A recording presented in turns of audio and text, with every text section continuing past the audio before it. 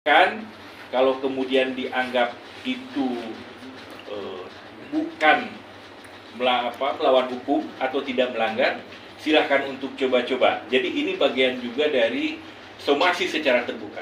Kalau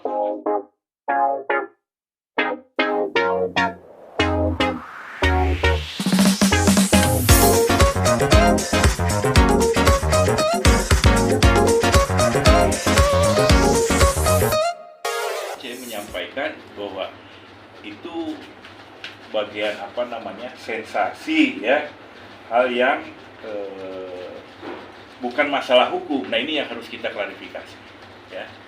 Jadi pertama kita mulai bahwa pada hari ini Jumat 31 Maret 2023 pukul 5 kami kuasa Ahmad Dhani Prasetyo menyampaikan press release terkait pernyataan kuasa hukum Once ataupun saudara Once Mekel sendiri terkait dengan penampilan lagu-lagu Dewa tanpa seizin pihak lain. Kami Ahmad Dhani Prasetyo sebagai berikut. 1. Bahwa berdasarkan pasal 9 Peraturan Pemerintah Nomor 56 Tahun 2021 tentang pengelolaan royalti hak cipta lagu atau musik PP 56 2021, penggunaan hak cipta secara komersil oleh setiap orang dengan mengajukan lisensi izin dari pemegang hak cipta. Kemudian lisensi tersebut harus dicatat oleh Menteri dan pelaksana lisensi berupa penggunaan hak cipta tersebut wajib dilaporkan kepada Lembaga Manajemen Kolektif Nasional melalui Sistem Informasi Lagu dan atau Musik SILM. Kedua, bahwa berdasarkan pasal 80 Undang-Undang 28 tahun 2024 tentang hak cipta, Undang-Undang Cipta, pemberian izin lisensi harus dalam bentuk tertulis. Ya. Karena akan dicatatkan oleh menteri dan digunakan untuk melaporkan kepada LMKN melalui SILM. Bahkan dalam pasal 1 angka 9 PP 56 2021 jelas dan tegas dijelaskan lisensi adalah izin tertulis dari pemegang hak cipta. Yang ketiga, pasal 10 ayat 2 PP 56 2021 memang mengatur penggunaan secara komersial untuk suatu pertunjukan dapat menggunakan lagu atau musik tanpa perjanjian lisensi dengan tetap membayar royalti melalui LMKN. Hal ini juga terdapat di pasal 23 ayat 5 Undang-Undang Hak Cipta, di mana setiap orang dapat menggunakan hak ekonomi dalam persetujuan tanpa izin sepanjang membayar royalti atau imbalan melalui LMKN.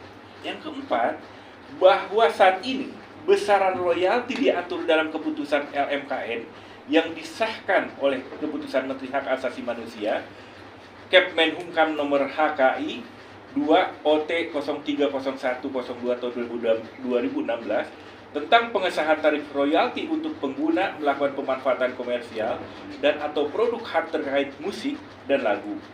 Namun keputusan tersebut sudah tidak berlaku karena hanya berlaku sampai 2017. Sampai saat ini belum ada keputusan LMKN dan keputusan Menteri Hukum dan HAM baru mengenai royalti hak ekonomi, terutama dalam pertunjukan konser. Bahwa hal tersebut dalam angka 4 menunjukkan pasal 23 ayat 5 Undang-Undang Hak Cipta tidak operatif. Ya, artinya imbalan atau royalti yang dimaksud belum ditetapkan oleh LMKN dan disahkan oleh Kemenkumham. Sehingga penggunaan hak ekonomi dalam pertunjukan konser tetap tunduk pada pasal 9 ayat 2 Undang-Undang Hak Cipta, yakni harus dengan seizin pemegang hak cipta. Nah ini kita harus garis bawahi.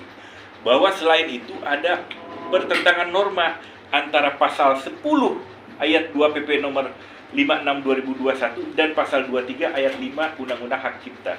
Dengan ketentuan 9 ayat ketentuan dan ayat 2 junto pasal 113 ayat 2 Undang-Undang Hak Cipta, di mana hal tersebut adalah tindak pidana dan diancam pidana penjara 3 tahun atau denda 500 juta rupiah.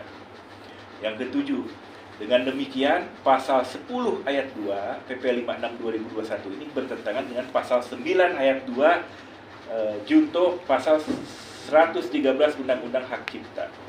Ya, dan dengan sesuai asas preferensi hukum lex superior derogat legi inferior, artinya hukum lebih tinggi mengesampingkan hukum yang lebih rendah.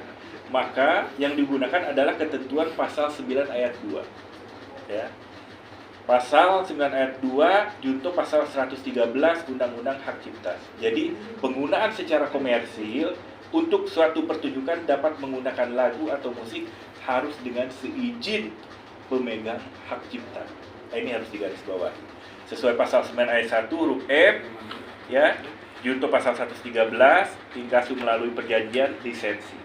Karena undang-undang hak cipta lebih tinggi kedudukannya dari PP, tentu ini menurut pasal 7 Undang-Undang 12 nomor 2012 pembentukan peraturan perundang-undangan. Bahwa oleh karena ketentuan pasal 10 ayat 2 PP 56/2021 bertentangan dengan pasal 9, pasal 113 Undang-Undang Hak Cipta, maka ketentuan pasal 10 ayat 2 PP 56/2021 dikesampingkan. Berdasarkan penjelasan-penjelasan itu, maka suatu pertunjukan ciptaan, konser-konser yang membawakan lagu Dewa 19, ciptaan klien kami, harus dengan izin dari klien kami selaku pemegang hak cipta.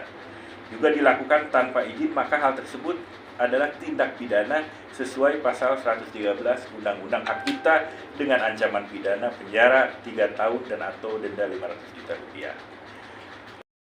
Kan kalau kemudian dianggap itu bukan melawan hukum atau tidak melanggar, silahkan untuk coba-coba. Jadi ini bagian juga dari somasi secara terbuka. Kalaupun masih ingin tetap membawakan lagu dan coba-coba, warning dan somasi ini terbuka ini sudah kami sampaikan, silahkan.